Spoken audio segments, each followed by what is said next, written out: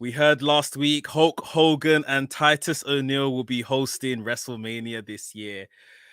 It may be late, but we're going to talk about it because it's what we do right here. So let's get into it. This is WrestleXtra.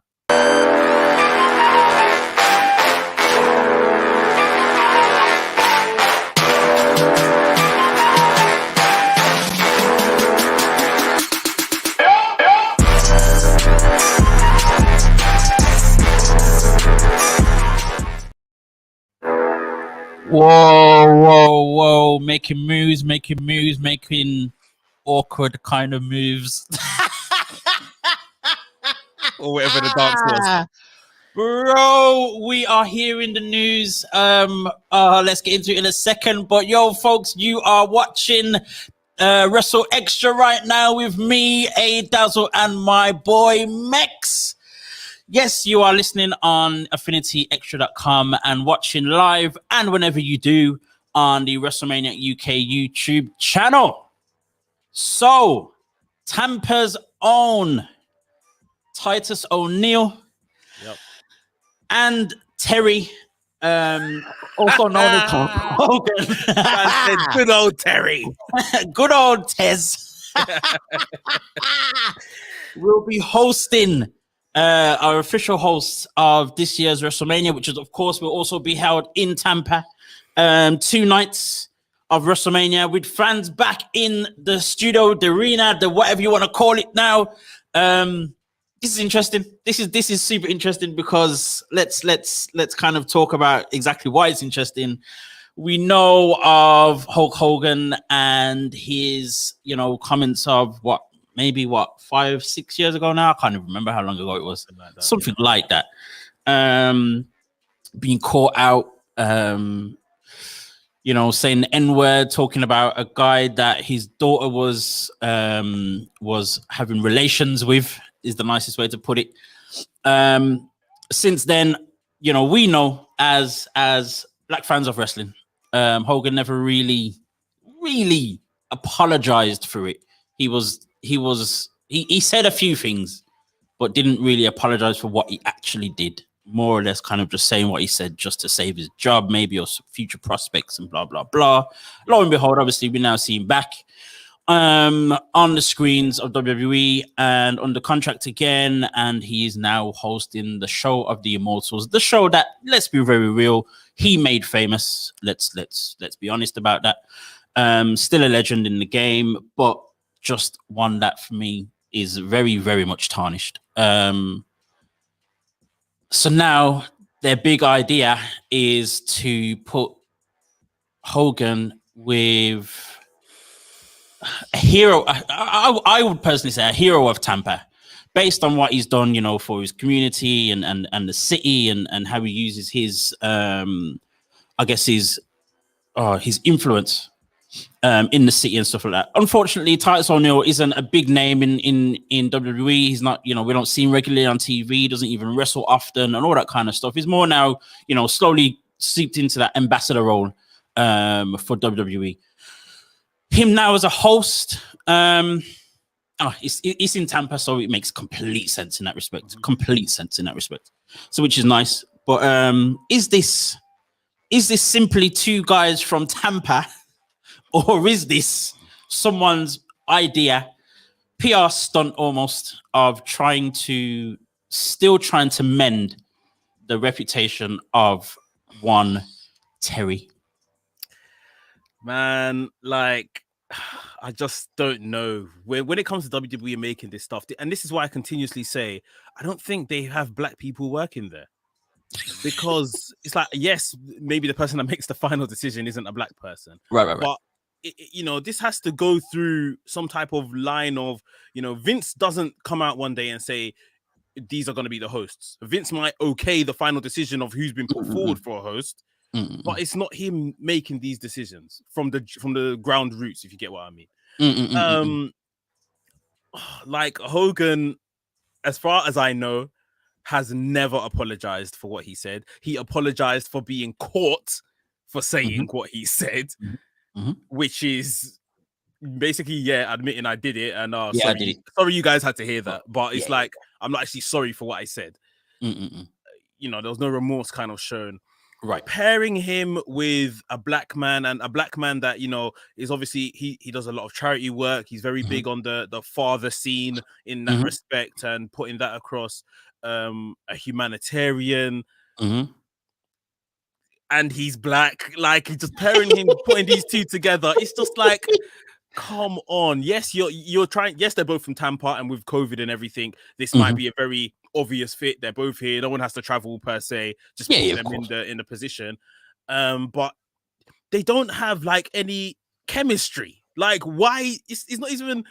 If it was like Hogan and some old school Black Donny, like, it was like fair enough. But bro, even the promo that they did, they weren't in the same place. Yeah, they weren't together. They weren't together. It was, and I don't know if this is just me, but it seemed obvious that they did it on separate days, probably even separate weeks. You know what I mean, and all that kind of stuff. And it's just like, I don't get it. I don't know whether they're gonna host together or they're gonna host alternatively, like, you know what I mean, or alternate nights, and either alternate nights or just never really standing together and all that kind of stuff. It's just one will do half of one show, one will do half of another show, or each, per match or whatever it is. I don't see it being a thing where they're gonna come out together, in the ring together or wherever it is, and host together. And if they do, the fact they've announced both of them, they actually have to come out together. Because they haven't, they would have said, "Oh, your night one host is this person, your night two host is this person." The fact they've announced both of them means that to start WrestleMania, both of them need to be in the center of that ring. Welcome to WrestleMania. Like, and I mean, a wider issue here, which we haven't even got to yet, which I hope we have this conversation about today, because I've been thinking about this all week, is how does Titus actually feel about this? Because you've put him in a position. People, around the world will surely be saying Titus is a sellout. Why didn't he say no? Right. And of course, hosting WrestleMania is a massive opportunity. But to some degree, is he comfortable doing this? Has he forgiven and forgotten what Hogan has said? I believe Titus was one of the guys that was definitely upset and all the rest of it at first. He definitely was. I'm sure he was one of the guys that have made a statement about kind of like forgiving, forgetting, or let's move on type of thing. I'm sure he's one of those guys. I'm sure he is. Obviously, we know that about a month ago, if that, Hogan was talking about how, he went to a WWE show. I think it was the start of the year, the Legends show, and was ignored by some people and all that kind of stuff, and how upset. I know for a fact one of those guys was Big E. Yeah. That doesn't Biggie just has no time for that guy at all. So I don't think Titus is one of those guys. I think he's allowed it, to brush, he's brushed it off, I guess, or forgiven and forgotten about the whole situation. But at the same time, it does definitely still put him in a difficult position. As you said, there are going to be people that will maybe call him a sellout and all that type of thing. I personally don't think he is, but at the same time, if someone else did, I don't think I'd really argue it. I'm very much understanding of, forgiving or forgetting certain things or moving on and all that kind of stuff. For me, with the whole Hogan situation, it's not just that specific thing. For me, it really is now just the simple fact that I just find him irrelevant. I just simply find him irrelevant, not taking anything away from what he did in history and what he's done for WWE and what he's done for pro wrestling in general. Can't take that away at all. But for me, I just find him so irrelevant. I mean, even in his promo, you do all the stuff that you're known for. He talks about, taking your vitamins, and and all that kind of stuff, and saying your prayers, and his 24-inch pythons that are probably like 20 inch now. Deflated. You know what I mean? And it's all good, but I'm just like, every time I see him now, I'm just like, this guy. Yeah. Bro, let me tell you why. Like, and this is the first thing that came to my mind when this was announced. This is why it shouldn't have been Hogan. Now, I think along with what you said, he is irrelevant. Obviously, this is their first WrestleMania on this new network, the Peacock network. Peacock, yeah. So, again, casual fans, oh, that's Hulk Hogan. Let me tune in and see what he's saying. Of course. And they might stick around. They might become fans for life. Who knows? So I get that. But what happened the minute Hulk Hogan was announced? Everyone was like, "Oh, you're putting this racist back on TV. Cool." Oh, what made Hulk Hogan a racist? Someone somewhere logged onto Photoshop, makes little images with quotes of what he had said. All of a sudden, that's in circulation around the internet. Right. So where people may have forgiven and forgot and ready to move on, all of a sudden, everything Hulk Hogan said is in circulation all over the place again. The explicits of, the words he used and everything. So now it's clear as day. It might as well have happened today because it's circulating like it happened today. So it's like you've put him back in the spotlight and he now needs to deal with this again. You see what I mean? Like no one can necessarily move away from this now, because as long as if he keeps being shown up and given these opportunities, accolades, etc., don't worry. In a couple of weeks' time, it's going to be, oh, you're inducting a racist into the Hall of Fame. It's probably going to circulate again, bro. It's probably going to circulate again. So no one's ever going to get the opportunity to just, if he said sorry in whatever way he did, he needs to just cool off. And that's his punishment for life, innit? He just has to cool off for the rest of his life. He shouldn't really be put in that kind of position again. Because as long as he keeps getting put in these positions, the statement he said is going to keep being in circulation and no one's going to forget it. And people are just going to be angry again and again. Now, the question is, I beg the question as well, though. Are we, as fans or those that can't forget, always, circulate these same, whether it be images or quotes and all that kind of stuff, are we being overly harsh? Because at the end of the day, shout out Big Wavy, who's locked in. Come on. Are we being wrong? Are we wrong for holding it against him this whole time? Because obviously, at the end of the day, if you do a crime, you serve your punishment, you go to prison or whatever it is, whatever the punishment is, and you come out and you should be a changed man and blah blah blah. When do we get to that point where we forget and allow him to carry on his life and make a living? I agree to the extent that there should be a level of forgiveness and forgetting. I think one of the major problems is that, like we were saying, I don't think there's ever been a clear apology for what he said, and it's more of a I apologize that you saw what I said or whatever. Or I apologize that this may have come out. I think that's the initial starting point. You've got should be remorseful for what you did. You've got to be able to then go to WWE and still for a period of time take stick from some of the boys that I'm not ready to just because you've apologized. It's all forgiven. You see what I mean? Like there has to be that understanding as well.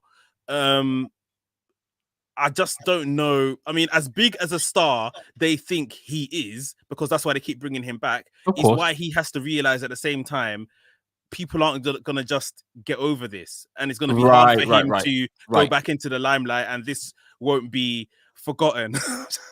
Shantice never fails to make me laugh. I have all of his remarks in a note on my phone, and this is it. Wow. We can never say that you're going over the top, because at the end of the day he's offended a whole race. Of course, there are people. I wasn't one that kind of grew up on Hulk Hogan and that era of wrestling, but there are people in our race, other black people, other Asian people and stuff that did, and he's this is someone that some people will say this is my icon. This is who I grew up on. This is what man's saying. You see what I mean? It's hard to just forgive and that. In an ideal world, would all like that. I believe everyone is entitled to a second chance, at very least a second chance. But this is just one of those things where I think his level of star is maybe what's going to cause this not to just be. And you know what? That for me is the difference maker here, because as you said, it's on Peacock. So this is the first time it's on Peacock. The WWE, obviously, with every decision that is made on in pro wrestling or in WWE specifically, a lot of it is to do with appeasing the TV execs, because that's where most of the money is coming from at the end of the day. So with it being on this new network now, as you said, casual fans mention Hulk Hogan, boom, everyone's going to be on it. I can mention Hulk Hogan to to friends who haven't been following wrestling, don't know about wrestling. I mentioned Hulk Hogan, and I'm saying it with gritty teeth. Whereas as soon as I say it, oh, Hulk Hogan, da, da, da, da. And then when I mentioned the whole thing about he was racist, and they're like, oh, they have no idea. Most of them have no idea.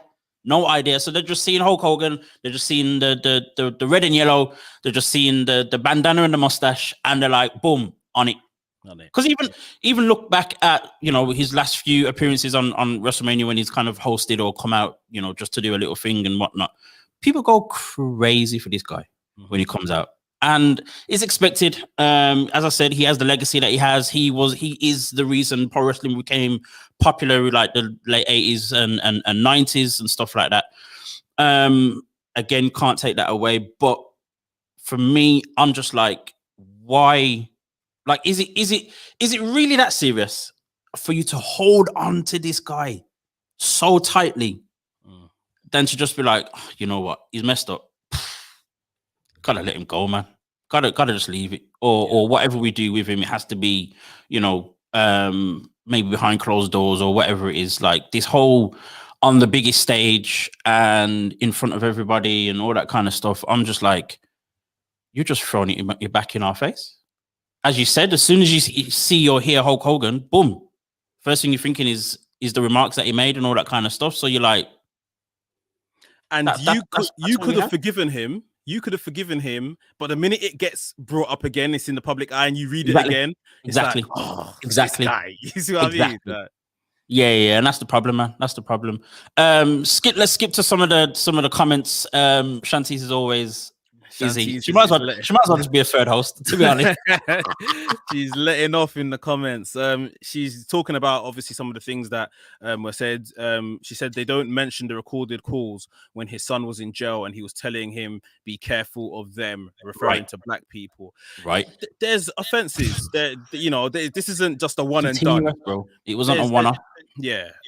Jonesy joining us. Big up Jonesy, Chats Wrestling. He says, great video. Hope you're great. Bailey and Billy Kay would be better hosts. Right. So let's have this conversation because true. I'm a big advocate for Bailey and Billy Kay. Either woman doesn't look like they're doing anything at WrestleMania as of right now. Mm-hmm. And we've got the whole ding dong segment. We've just got Billy Kay with her natural charisma. Yep. I mean, we have to talk about this host role. Like, what is this role anyway? What is it? I've never understood it anyway. Like, what is this role? Like, they might as well have given it to some people on the active roster who are, more relevant today. May not be as big stars as Hogan and that, but I just think these are people that are more relevant, that resonate with the crowd, that can actually maybe bring something because they're talking to their peers in terms of this hosting role. They're talking to people that they're active with today. Arpit says, like, it is okay. Hogan is a human being, and human beings make mistakes. But when you know that one person, Titus, is not happy with him, so why putting them together? Okay, so maybe Titus is still not completely over it. Roy Johnson goes on to say, forgive and forget if the guy is a reformed racist. I guess. But is he? That's the thing. It's that's the real question. We don't know. We don't know if it was a one and done, if it was a slip. Well, obviously Shantisa said there's more than one occasion, but of course, if he's done, I say he's done being a racist. If he's hung up his boots being a racist, I'm checking out as a racist, mate. I'm checking out. If he's hung up his boots, then it is what it is. And like I said, I personally believe, honestly, that everyone deserves a second chance. Of course. I just feel there's some occasions, Hulk Hogan right now, if WWE still want to use him, bring him in for like a backstage role in terms of like a backstage interview. He could do something where there's no crowd or anything like that and use him in that way. Putting this guy in front of a live crowd in a live event, biggest live event of the year, I just don't know. Listen, I'm saying this, bro. I'm saying this. Let's do so. We've seen all these great interviews with Steve Austin. We've seen these nice documentaries. 24, bro. I'm saying let's have one with Hulk Hogan and let's talk about that situation specifically.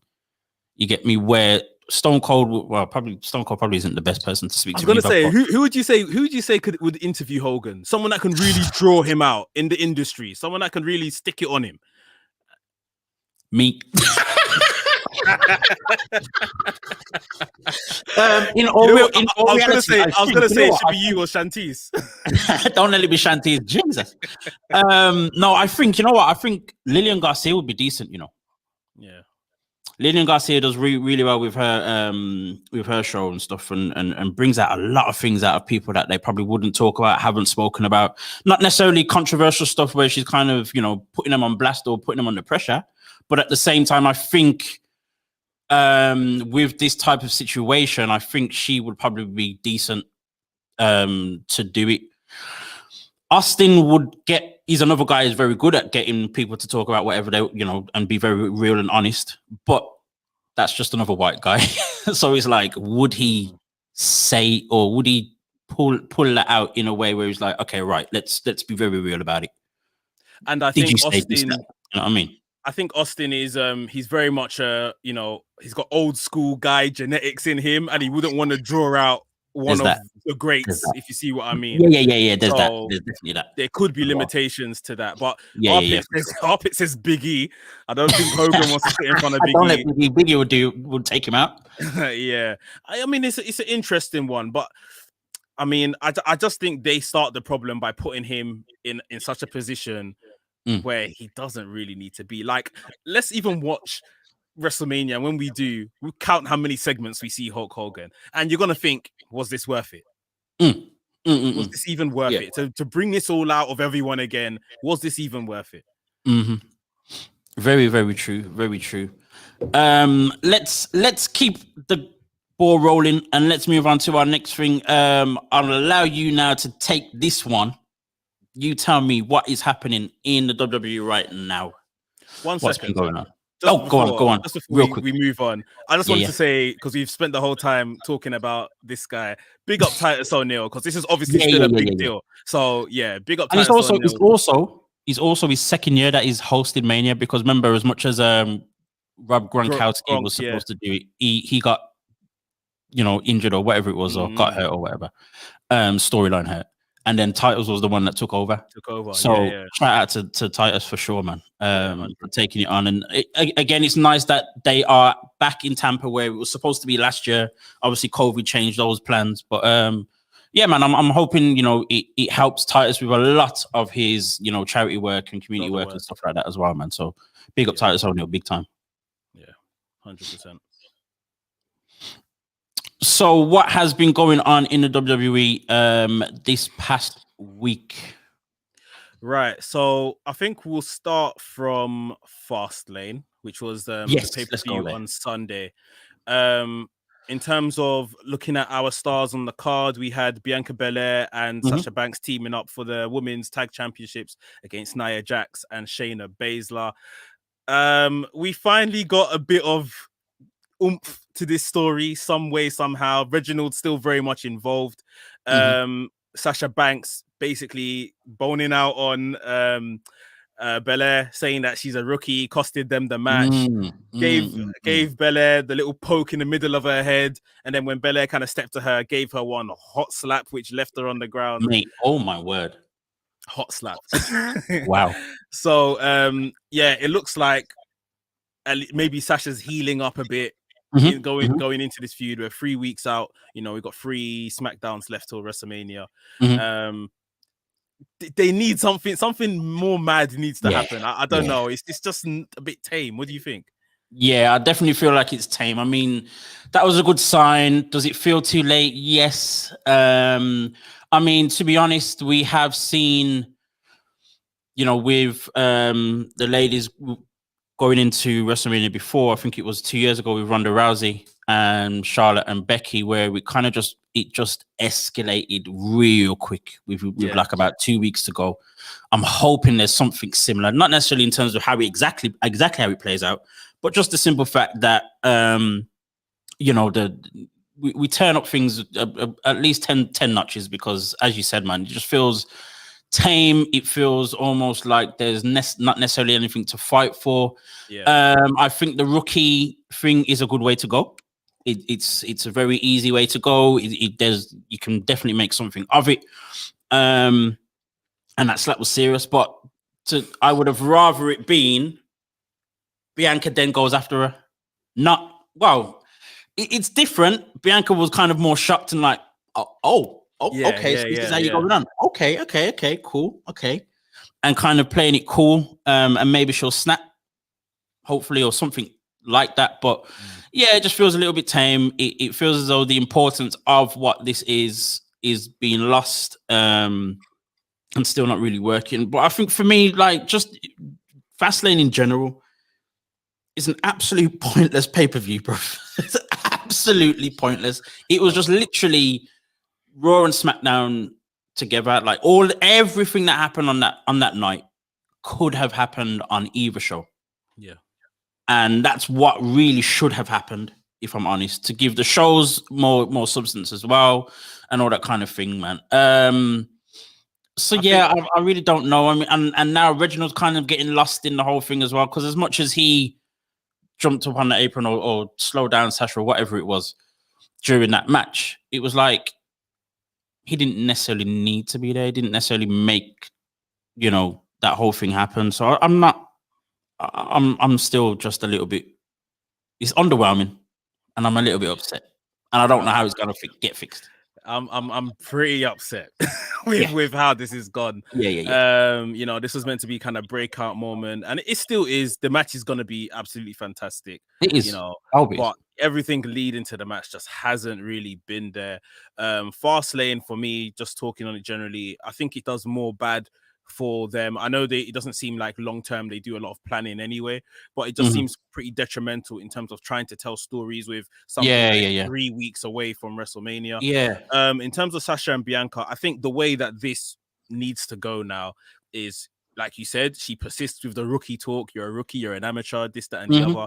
They get to WrestleMania and Sasha has to most likely use Reginald to win. Sasha retains through some nefarious means, maybe enlisting the help of Reginald to overcome who she's been calling a rookie. And that will give them some legs, let them have another kind of 4 or 5 months to sort this out, get to SummerSlam, and then maybe the belt changes hands there. Because I just don't see any other way they can go. In terms of a story, that's the best I could personally come up with.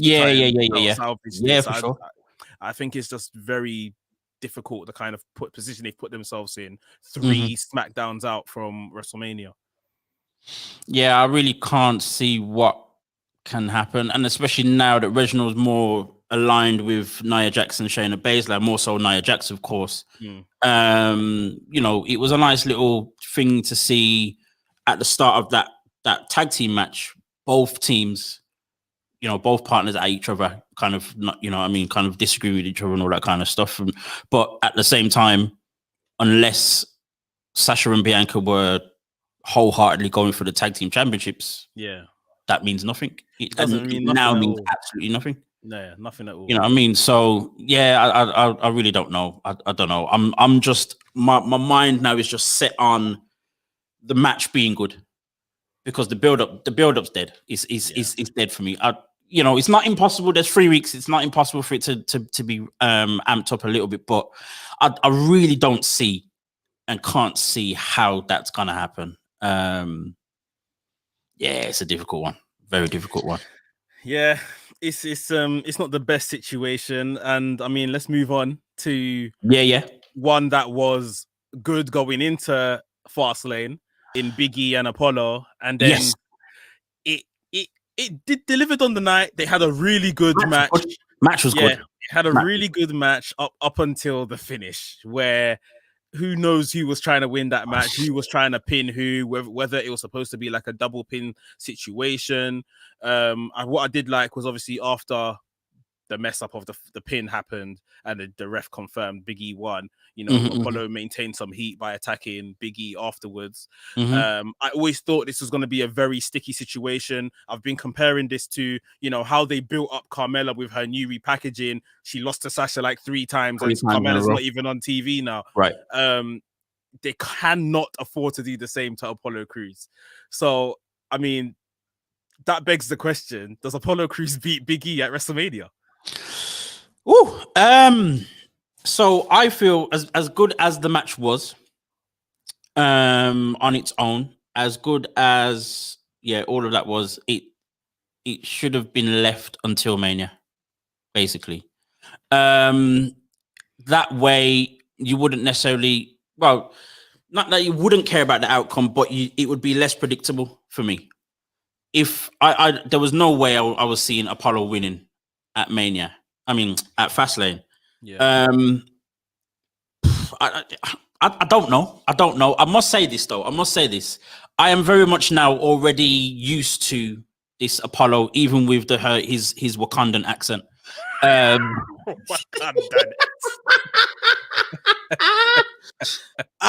Lord. I am very much used to this whole thing, and luckily they've not overly gone further with the I guess the gimmick or the characterization of it all. Yeah. The accent's still a little bit too far, and maybe even still the toy spear. But everything else about him is bang on. It works. It works big time. Yeah. And now that he's got this new mean demeanor, the way he looks now makes more sense. So his physique, when I say that, his physique and whatnot now makes a little bit more sense. He looks very much menacing and a dominant force, but he's now lost 3 times. You shouldn't then get another opportunity. The same way you said with Carmella and Sasha Banks, like that shouldn't have happened so many times. It didn't need to happen so many times at all. Especially the one thing wasn't changing. Yeah, the one thing that was in Carmella's favor was that she's a previous champion and had it for quite a long time and blah blah, all those things, and Money in the Bank and all that kind of stuff. Where Apollo was, he's been a 2-time United States champion, something like that. Yeah, or was it just one? I can't remember now. But he had that. He just had that one thing. He's got that one thing. So for him to now be possibly facing Big E for a 4th time at Mania, or he's not going to face him at all. As you said, they've backed themselves in a corner where it's kind of like, where do you go from here? Yeah. Again, Fastlane did not need to happen. It should have just been another week of them two beating up each other and having exchanges in that sense, or Apollo messing up Big E's matches and vice versa and all that kind of thing. But to then have them again have a title match and Apollo lose, and as much as that weird ending happened, the simple fact is that he lost again for a 3rd time in a row. Where do we go from here? You've given us this new guy to just throw him away kind of thing. Hopefully not. I mean, I think they should have maybe used Fastlane, and this is me seeing it in hindsight. Maybe to do some type of what could be deemed a cheesy segment, but something like Apollo doing some type of pre-African celebration that he's going to be the next Intercontinental Champion. It's been promised by his forefathers and this, that, and the other. His ancestors saw it in the sun, or so something like that. And he's coming out and have a little, 10-minute segment on Fastlane with him all dressed in, the traditional wear, celebration party, and maybe Big E comes out and be like, "What is all this for? You're not gonna win." Blah blah blah. And then even right there, they kind of confirm the WrestleMania match and all of this. Right. Like something, like you said, this didn't need to happen, especially because it was going to be a very awkward finish regardless. Like someone had to be, in my eyes, disqualified to get the win here. So maybe Big E retains. Or maybe Apollo beats him so bad that the referee, chucks Apollo out, or was going to have to be a quick roll up and escape. Like there was never going to be a real definitive winner in this match. Yeah, of course. Which I guess leaves WrestleMania to be something like a last man standing match or something. I was just about to say the same thing. There has to be a stipulation like a last man standing, or 2 out of 3 falls, or something like that to make something this make sense. Yeah. But even that with Big E winning 3 in a row, it's like Big E. If I was Big E and they said 2 out of 3 falls, I'd be like, I beat him 3 times, so why do I have to beat another 2? You know what I mean? Yeah. I mean, like even you mentioning that, it's going to be very interesting to see how they even get to this match now. The fact that he's been he's lost so many times already to Biggie. See what they do to kind of get there. But I mean, even after he lost even the first time, but definitely the second time, Biggie told him to go back to catering. Yeah, that's disrespectful though. I didn't you know me here. My blood was boiling when man said that. I mean, to be fair, as a face, that was like, yeah, you can't say that, bro. Yeah. That was like, go back to catering now, and bro, and they replayed that before the match as well. That's hella disrespectful, Like, what, deep it. Like, a man has actually, he came out and done promos weeks before saying, we need to get these guys challenging for the title. I want to challenge these guys that are sitting in catering, this, that, and the other. And now you're telling man to go back there. I apologize to my Caribbean cousin, cussing out your African cousin, your Nigerian cousin. It's too bad. It's mad. But that was pretty much it. We never had Bobby Lashley on the Fastlane pay-per-view, but we did get him last night on Raw. Now, after watching Raw for 3 hours, I am increasingly concerned that Bobby Lashley is losing this title, because he had a rematch with Sheamus. Cool, good match, good strong wrestling match. Two big beefy guys going at it, which we've seen. We saw Cedric and Shelton come to help him in the in-ring aspect, try to cause distractions, this and the other. Bobby Lashley and MVP weren't for it. They told these guys off after the match, saying that we weren't for all of this. Then MVP tells Cedric and Shelton to make it up to them, basically, for making Bobby Lashley look like he can't beat Sheamus alone. They have this handicap match with Drew McIntyre, and if Drew wins, then those two are barred from ringside, which he did win. So that's going to be the case going into WrestleMania. Bobby Lashley loses his rag backstage, saying that you couldn't even get the job done, which confused the hell out of me, because you just kind of denounced these guys for getting involved in your matches and getting involved in your business. He goes to the 24/7 locker room, because that's what I have to call it, with Carrillo in there, Drew Gulak, Lucha House Party, Ricochet, sorry. And he's like, he's basically put a bounty on Drew's head. Any one of you guys take him out and you'll get a WWE championship shot. You just said you didn't need help. You were just the almighty 2 weeks ago. Now all of a sudden you're playing running scared heel. Drew's looking super impressive, and it looks to me like you're about to lose at WrestleMania. What do you think? It's a tough one. The first question I must ask, though, I don't know if WWE have put out a statement or anything like that, but I just need to know, is Cedric Alexander still alive? Because that Claymore that he received, oh my days, bro. He sold that like a champion. He died in the middle of that ring, bro. He was lifeless, motionless, everything less. Yeah. My God. But moving back to Lashley, it's a little bit, again, this is booking and storyline. This is creative's problem, and not necessarily the wrestlers themselves. Once again, when it comes to WWE, because a week ago, you're selling him as this, the almighty, new entrance, new this, new that. No one can beat him. No one can touch him, blah, blah, blah. Yes, Drew is the only guy who seems as though he's capable of beating him. But now you've got him running scared. And as you said, that happened in one night, going from, I don't need your help, to, I need all of you guys' help. Yeah. Huh? What? Brother, like, my heart drops. In terms of how it makes Mania look, I don't know. It seems to me as though if Bobby Lashley wins, it's gonna be by some level of disqualification or some kind of cheating or something like that. They can't do that at Mania. No, if this is what they're doing with him and he's running scared already, and he is to win, I don't see it being clean. I don't see it being clean. And at the same time, it then just builds it, the change, the total change to happen at the next pay-per-view, or a month or 2 months later or something like that. Yes, we know that there's this whole big thing of Drew winning in front of the fans.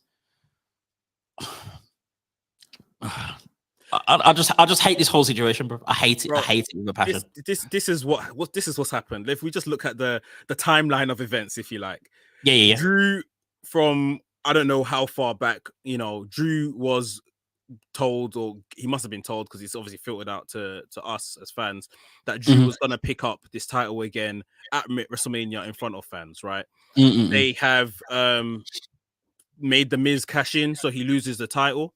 They've then put the title on someone more credible in Bobby Lashley, because Bobby Lashley at the time looked like $1 million. Of course. And no one was doing anything to Bobby Lashley. He was running through the entire roster. We, as fans, have all got carried away with what we've seen from Bobby Lashley. I hate to admit it. I want this train of Bobby Lashley to continue, but ultimately, we have all got carried away. And now they are watering down Bobby Lashley again so that Drew can beat him at Mania, which was the original plan. Right. We thought that WWE have seen something new in Bobby Lashley, and Bobby's their guy, and they're going to go with Bobby Lashley. Nope. Once again, Drew was always their plan. We got carried away, and I'll hold my hands up. I got carried away. I was there. And now we're on the way down. We've reached the pinnacle. We are on our way down, and it's going to end in Bobby Lashley being pinned at WrestleMania by Drew McIntyre. I still find it crazy. I mean, I know Lashley beat Sheamus, which continues to make him look strong. But then, it's all that stuff afterwards, and him looking scared. As much as that's the heel thing to do, it's still kind of like I don't know. It just doesn't look great. Even if he does end up winning, as I said, I don't see it being clean. I don't see it making Bobby Lashley look good necessarily. It's just to not make Drew look weak. Yeah. And losing. And like you're saying, he beat Sheamus tonight, but the tomfoolery has started already, because it was Cedric Alexander's distraction. Sheamus didn't hit the bro kick. He got spine busted, hurt lock, and that was it. It's mad. Literally 2 weeks ago, this guy was on top of the world, and they're already, like I say, just making him soggy. I would rather it be a thing where both of them just look like absolute monsters, bro, the whole time. Godzilla, King Kong, you know what I mean? That type of thing there. It keeps it all unpredictable. It keeps both men looking great, regardless of who wins or loses at Mania in the end. But this whole, almost comical, I'm scared of the, Drew type of thing. Is just doesn't work for me. My hope again, as with Sasha and Bianca, my hope is that the match is good.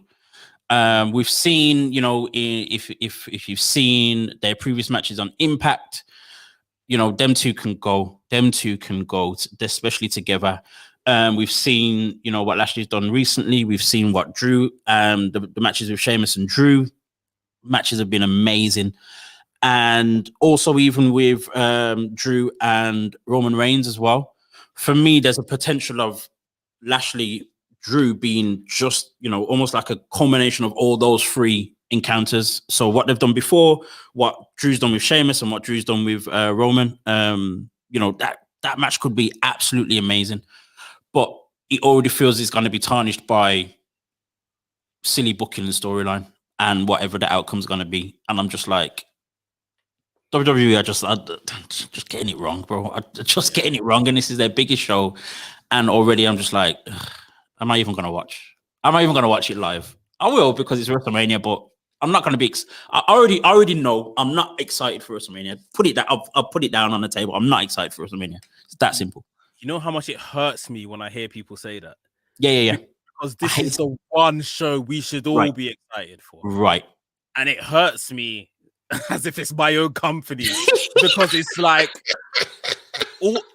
all you need to do every year at the very minimum is get right everything between January and April. There you go. Just nail those 4 months. It's simple. If you want to write Raw on the day of Raw every single Monday, please do what you have to do. But between January and April, that one you should have wrote that late ages ago, and you should know this is the plan. And the only thing that's going to derail it is injury or COVID. Like, you should know what you're doing in this WrestleMania period. It shouldn't be chop and change. The joke is, I'm looking at the whole card, not even just our own stars. I'm looking at the whole card because I was gonna mention the whole thing with New Day, AJ and Omos as well. But I'm just looking at the whole card, and I'm just like, nothing is exciting me now. About 3 weeks ago, massively excited for Sasha and Bianca, massively excited for Bobby Lashley versus whoever it was going to be. Obviously, the talk was Brock or Drew. With the way Drew kind of came into it, it's like it should have just, as you mentioned this last week, it should have simply been the match at Fastlane between Drew and Sheamus. Even if that was for the number one contendership, fine, it would have made sense. Again, that match was good. Every match that they've had, the 3 matches that they've had have been great. But by just throwing him in, killed all momentum, killed it completely, came out of nowhere. As much as we knew he was like the favorite to be the guy to face him, it came out of nowhere and came from nothing. So in terms, WrestleMania in general, because I even saw, I saw highlights of Rhea Ripley when she came out and she's challenged Asuka. Yeah, that's great. Rhea Ripley versus Asuka on paper is amazing, but came out of nowhere.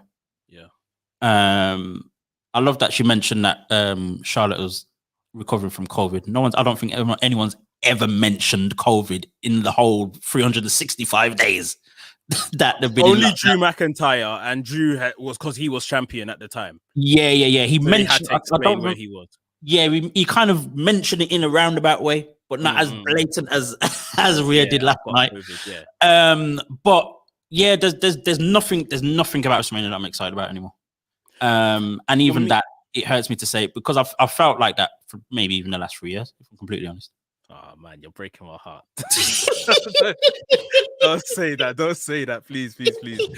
Like, for me, I'm looking forward to Mania, but I feel it's for kind of all the wrong reasons. None of the reasons I'm looking forward to Mania is because of the story being told week to week. Right. Exactly. I'm looking forward to Sasha and Bianca because it's 2 black women gonna have a massive moment on a massive stage. I'm looking forward to Roman Reigns just because I'm a Roman Reigns fan. Exactly. I'm looking forward to Cesaro and Rollins. It looks like we're gonna get that because I'm a fan of both guys, and Cesaro's gonna get a nice moment. Looking forward to Sammy versus Kevin Owens. I've watched these guys on the indies before they got to WWE, and they deserve a singles match. These aren't reasons why I should be looking forward to this show. I'm not intrigued by any story being told. That's the thing. That's where the problem comes. It's a complete mess. I mean, just touching on New Day and Omos again on this week on Raw, very entertaining segment which they had before their match. Kofi Kingston on the mic in recent weeks has been absolutely great. They've got good chemistry with AJ. AJ in this kind of cocky, kind of not really self-aware kind of guy thing he's doing, and Omos. Obviously, they're doing a thing back and forth where Kofi Kingston and Xavier were testing AJ on how much of a good friend he is with Omos and giving him questions. What's his favorite ice cream? And AJ would get it wrong. And the funny thing is that because AJ was answering first, Omos could have just agreed with him, whatever his answer was. But Omos was saying what his answer actually was. This is going to be fun. Omos and AJ probably become tag team champions at Mania, but it's I'm clutching at straws here, mate.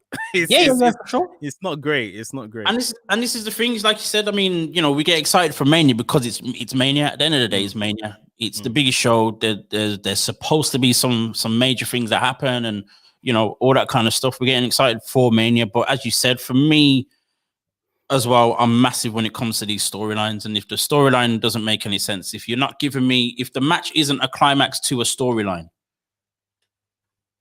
it's kind of like, so what was the point? What was the point of the last few months, or especially since Royal Rumble? Yeah. Because that's when the road to WrestleMania begins, on that night. So since then, you've 4 given months. me you've given me this Bobby Lashley thing, and that's been amazing. You've given me Bianca Belair, that's amazing. You've built up Sasha Banks in the way that you built up Sasha Banks, that's been amazing. But in the last 4 weeks, especially the last 2 weeks, you've killed all of it. All of it completely. Bruv, the Bobby Lashley, the almighty era, it's over. It's done. The almighty Just era. from that little thing that he did yesterday, it's done. Bobby Lashley asked Lucha House Party for help. Is anyone seeing this? He asked Lucha House Party for help. The almighty era is done. It's finished. It's cancelled. Yeah, it's finished. The TV show's been pulled from air, bruv. It's done. And the whole Hurt Business thing as well. When the New Day got back those titles, great thing for the New Day. That's there are stars as well, 11-time champions, all the rest of it. Great on paper, brilliant. But you killed the Hurt Business as well that you built up the last 4 or 5 weeks. Yeah, not right. Yeah, it's a madness. It's a madness. With all of that said, we've been just talking about WWE this week. So is it even possible? Is it even possible to do this now for the last 10 minutes to choose our stars of the week? What?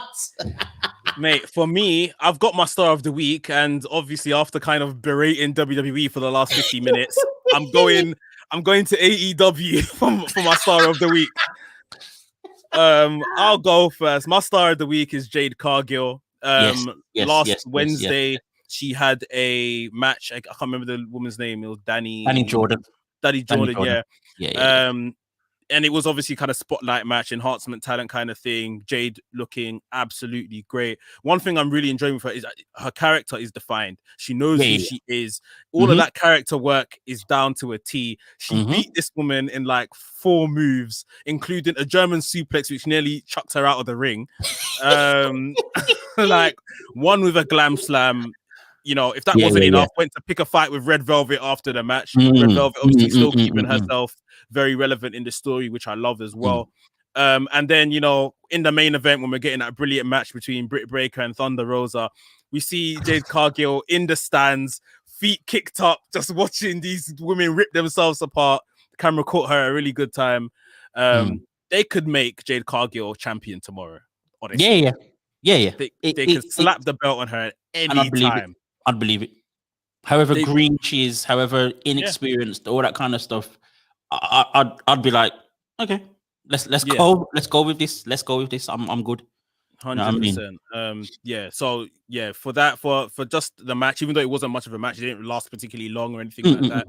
I just feel like the advancement in her character and getting to shine again, obviously a couple of weeks after the Shaq tag team match. That's my star of the week. Yeah, man. As you said, you know, the character work is on point. She's shown us who she is already. We know exactly who she is, what she's about, what she's trying to achieve. So, you know, that goes without saying. And I'm glad that she's had this, you know, I guess, well, yeah, first singles match under her belt as well. We're still kind of trying to work out the difference between dark and dark elevation. Let me not start. We've only got 5 minutes. Let me not start on a dark duo. The dark chocolate Twix known as dark duo. But you know, yeah. Jay's doing amazing things, and I'm glad to see. It's amazing to see. I've very much struggled with a star of the week. I mean, I've admittedly been a little bit out of the loop in terms of what's been going on and keep my eye on things as much as I usually would. But I guess for me, this one's a little bit of a stab in the dark, and I'll go with AEW as well. But I'm kind of just, this is more of me being intrigued to see what they're trying to do with Lee Johnson. So we mentioned last week about elevation. We're not, you know, again, I've just said it, you know, we don't really understand what the difference is and all the rest of it. But there was one thing that stood out for me was this vignette about Lee Johnson. Him talking about, you know, he wanted to be a wrestler from when he was 3 and him coming up and all that kind of stuff, being part of the Nightmare family and how amazing that is for him. So I'm just like, okay, are we using elevation to build him up? And I've kind of seen, in a way, they're doing something similar with Red Velvet as well. Now, it's now making a little bit more sense as to what Elevation. Well, they said this is what they were going to be doing anyway. Yeah. I still feel as though they're still holding back a little bit too much in terms of doing that. I think that should be thrown in our face, like as in throw Lee Johnson in our face, get him to do things on the mic, get Red Velvet to do things on the mic, have a proper storyline, or start that storyline in a big way on that show.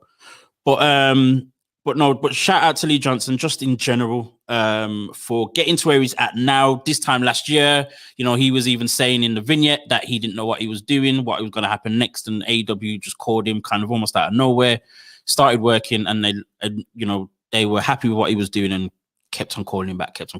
And obviously we now know the story that he's signed. Yeah. So, shout out to Lee Johnson. He is my stab in the dark star of the week. No pun intended, stab in the dark. No pun intended, but it happened. That's just what I do. So yeah, Lee Johnson for me. I'm just excited to see what they're gonna do with him. Especially on this show. So yeah. Lee Johnson. He's a big talent. You mentioned Red Velvet as well. She's a big talent. I think the issue for me with Dark is, unfortunately, I have to compare it here, and I have to compare it to NXT. NXT, originally was a 1 hour show, which you maybe had a certain amount of guys on the roster and girls on the roster, and you knew at least you were going to see these characters every 2 weeks, and they had a story on the show. Dark and Elevation right now are just very much matches of so many different people. 12 matches per show. Too many matches per show, and then there's not like next week you may see Lee Johnson again, but he's just fighting somebody else, completely irrelevant, no story, nothing being told here. If they just cut this down to an hour, focused on, let's say, Lee Johnson, a Red Velvet, 6 other guys, 6 other girls, put them in rotation over an hour show every week, we would know who they are, and they will be on Dynamite, coming straight through with their characters. They're doing too much. They're just doing too much, and I hope they accomplish something with now their 2 shows, and they can space it out and give character time for these guys to breathe and all of that stuff. But I just hope that these guys, I don't think they'll get lost in the shuffle, but there is a hell of a shuffle going on right now.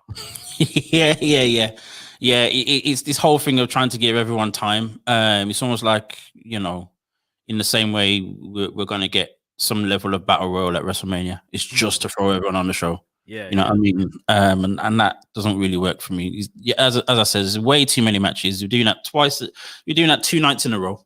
Yeah, we're doing that 2 nights in a row. It's too much. Like, why? And as I said, it's just this whole thing of you've not even started a storyline. You're talking about this new show because it's going to be about storyline, about giving people, new people a chance and all that kind of stuff. But you've not shown us anything. But we could be here again, and I'm going to do it. I probably will do it every single week until it changes, and I don't see it changing. So expect a section every week, Dark Duo every week, because I'm just like, what are they doing? We'll figure it out, man. But I must say, the other thing that staying with AEW and to give them a massive positive, and something that was very it's almost like a juxtaposition, because the match with Thunder Rosa, Britt Baker, was phenomenal, bro. And for that to come, obviously, these 2 ladies. We always talk about how poor the AEW women's division is at the moment, but that match was just phenomenal. And it wasn't just simply what they did, but of course you then put on top that it was a main event. It was ladies. Obviously, we don't see that often. Ladies in the main event. We don't necessarily see ladies in a such a brutal match as well. The levels of and for it to be as well planned out, as well executed, and all of that as it was. Shout out to AEW for that one. Shout out to Britt Baker and Thunder Rosa specifically for that match. It was phenomenal, absolutely amazing, bro. So I will finish on a positive for AEW for a change. With that 100% echo everything you said. That it blew me away, literally. I've never seen such a violent women's match. And for me, in terms of like my favorite women's matches, that has gone straight up there next to like Sasha and Bailey at Takeover. Exactly. It was awesome. Yeah, for sure. With that said, shout out to the ladies who are doing great things in the wrestling game. And also as well, guys, this is the end of the show. We're done. Folks, I know you want to hear us talk even more and cuss out AEW and cuss out WWE all in one show, because that's all we've done today. But WrestleMania is coming. The biggest show in the world is coming in 3 weeks. But folks, we've got to go. This has been WrestleXtra episode 32. I don't know if 32 means anything to anyone, but episode 32. And you have been watching on the UK, on the let me start again.